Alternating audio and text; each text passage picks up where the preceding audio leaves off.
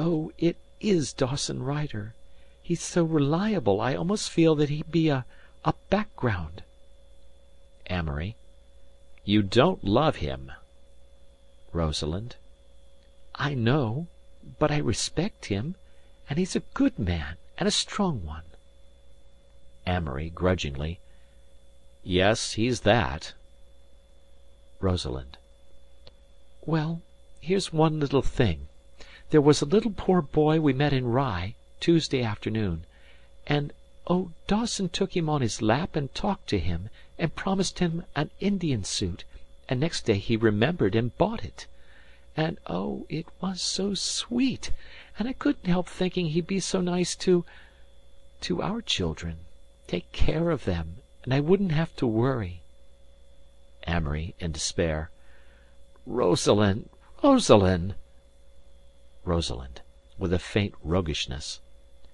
Don't look so consciously suffering. Amory. What power we have of hurting each other! Rosalind, commencing to sob again. It's been so perfect, you and I. So like a dream that I'd longed for and never thought I'd find. The first real unselfishness I've ever felt in my life, and I can't see it fade out in a colorless atmosphere. Amory. It won't. It won't. Rosalind. I'd rather keep it as a beautiful memory tucked away in my heart. Amory. Yes, women can do that, but not men. I'd remember always, not the beauty of it while it lasted, but just the bitterness, the long bitterness. Rosalind. Don't. Amory. All the years never to see you, never to kiss you, just a gate shut and barred. You don't dare be my wife. Rosalind. No, no, I'm taking the hardest course, the strongest course. Marrying you would be a failure, and I never fail. If you don't stop walking up and down, I'll scream. Again he sinks despairingly onto the lounge. Amory. Come over here and kiss me. Rosalind. No. Amory. Don't you want to kiss me? Rosalind. Tonight I want you to love me calmly and coolly. Amory. The beginning of the end. Rosalind, with a burst of insight. Amory, you're young. I'm young.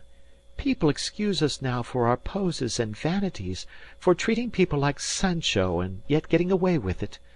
They excuse us now, but you've got a lot of knocks coming to you. Amory. And you're afraid to take them with me. Rosalind. No, not that. There was a poem I read somewhere. You'll say Ella Wheeler Wilcox and laugh. But listen. For this is wisdom, to love and live, to take what fate or the gods may give, to ask no question, to make no prayer, to kiss the lips and caress the hair, speed passion's ebb as we greet its flow, to have and to hold, and in time let go. Amory. But we haven't had. Rosalind. Amory, I'm yours. You know it. There have been times in the last month I'd have been completely yours if you'd said so. But I can't marry you and ruin both our lives. Amory. We've got to take our chance for happiness. Rosalind. Dawson says I'd learn to love him. Amory, with his head sunk in his hands, does not move. The life seems suddenly gone out of him. Rosalind. Lover, lover. I can't do with you, and I can't imagine life without you. Amory. Rosalind, we're on each other's nerves. It's just that we're both high-strung and this weak. His voice is curiously old. She crosses to him and, taking his face in her hands, kisses him. Rosalind.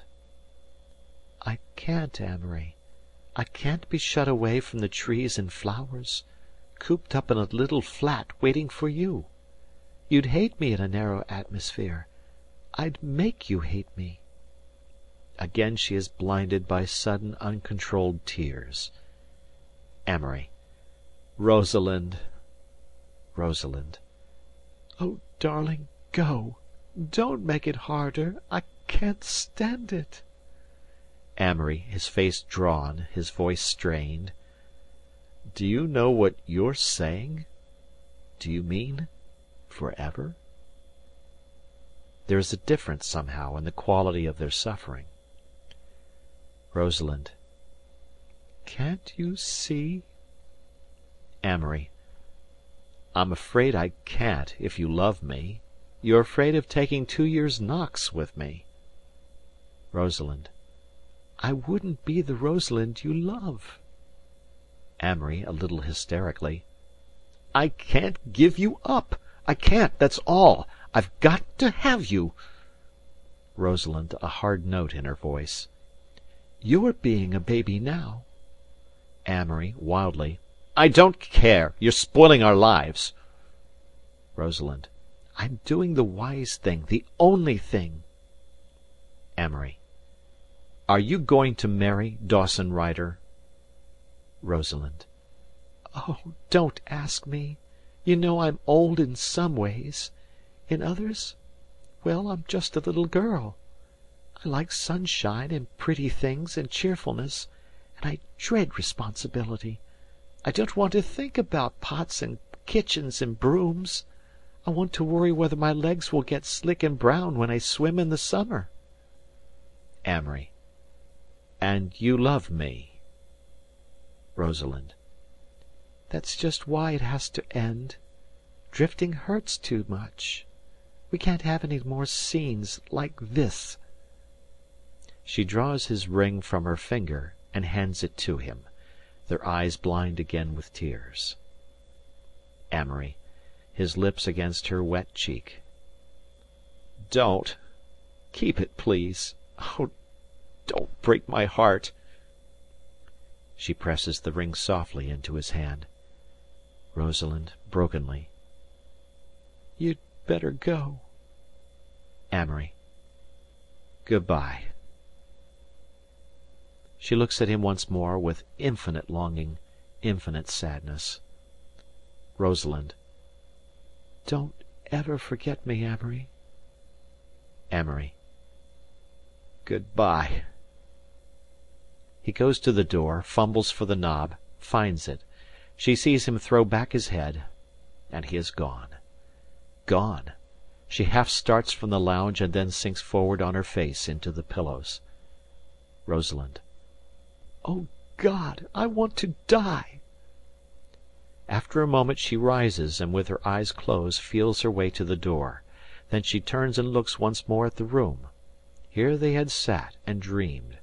That tray she had so often filled with matches for him. That shade that they had discreetly lowered one long Sunday afternoon. Misty-eyed she stands and remembers. She speaks aloud.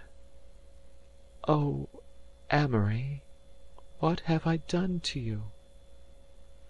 And deep under the aching sadness that will pass in time, Rosalind feels that she has lost something, she knows not what, she knows not why. End of chapter.